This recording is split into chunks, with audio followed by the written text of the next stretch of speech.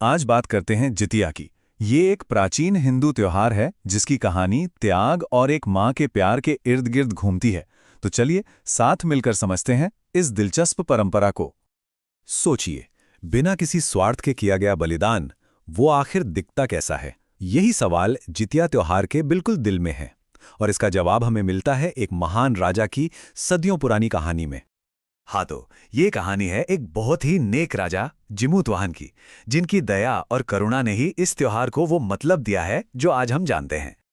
जिमूतवाहन कैसे इंसान थे, इसका अंदाजा उनके पहले काम से ही लग जाता है। सोचिए, उन्होंने अपने पिता की सेवा करने के लिए अपना राजपाट, अपना सिंहासन सब कुछ छोड़ दिया और जंगल चले गए। ये होता है कर्तव्य और निस्वार्थ भाव। और बस यहीं से कहानी में एक मोड़ आता है। जंगल में जिमूतवाहन को एक माँ मिलती है जो नागवंश से थी, और वो बहुत ज्यादा दुखी थी। उसके दुख का कारण वाकई में बहुत भयानक था। जरा सोचकर देखिए उस माँ का दर्द। एक पुराने वचन की वजह से उसके परिवार को अपने इकलौते बेटे शंखचूड़ की बलि देनी थी, और वो भी शक्तिशाली पक्षी गरुड़ को। एक माँ के लिए इससे बड़ा दुख क्या हो सकता है? और फिर कहानी उस मोड़ पे पहुंचती है जहां जिमूतवाहन कुछ ऐसा करते हैं जो कोई सोच भी नहीं सकता। उन्होंने उस नाग के बच्चे की जान बचाने के लिए उसकी जगह खुद को बलि के लिए पेश कर दिया और जाकर उस मौत की चट्टान पर लेट गए। जिमूतवाहन के इस एक काम का असर बहुत बड़ा हुआ।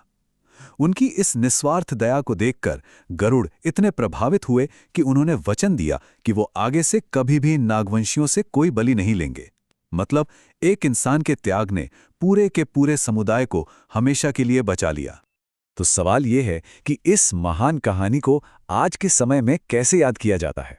चलिए सबसे पहले देखते हैं उत्तर प्रदेश और बिहार में, जहां यह त्योहार 3 दिनों के खास रीति रिवाजों के साथ मनाया जाता है। यहां पर यह पूरा त्योहार 3 हिस्सों में बटा है। पहले दिन होता है नहाए खाए, मतलब पवित्र स्नान के बाद शुद्ध शाकाहारी भोजन किया जाता है। फिर आता है दूसरा दिन, खुर जितिया, जो सबसे कठिन होता है। इसमें बिना कुछ खाए पिए उपवास रखा जाता है। और आखिर में तीसरे दिन होता है पारण, जब माताएं तरह तरह के पकवानों के साथ अपना व्रत खोलती हैं। लेकिन रुकिए, जितिया सिर्फ 3 दिन का त्योहार नहीं है। अगर हम झारखंड की बात करें तो वहां ये उत्सव पूरे 8 दिनों तक चलता है। जी हां, भक्ति का ये रूप और भी ज्यादा बड़ा और भव्य है। यहाँ की परंपराएं ना प्रकृति से बहुत गहराई से जुड़ी हैं। ये त्योहार अश्विन महीने के पहले दिन से ही शुरू हो जाता है। महिलाएं नदी से रेत लाकर उसमें 8 अलग-अलग तरह के बीज बोती हैं। पूरे 8 दिन तक गीत गाए जाते हैं और खाने में प्याज, लहसुन, मांस, इन सब से परहेज किया जाता है।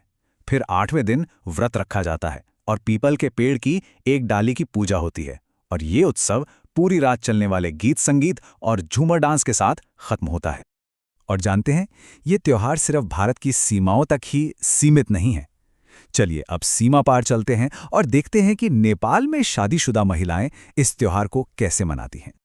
नेपाल में भी इस त्योहार का जो सबसे अहम हिस्सा है वो है निर्जला व्रत।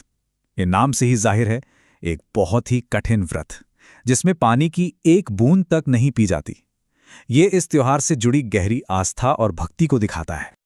और नेपाल की परंपरा में एक और खास बात है, वहाँ का जो थारू समुदाय है, वहाँ की महिलाएं इस त्योहार पर एक पारंपरिक डांस करती हैं जिसे झामटा कहते हैं।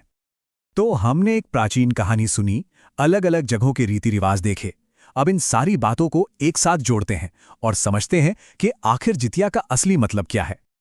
तो इन सभी कहानियों और रिचुअल्स का निचोड़ क्या है?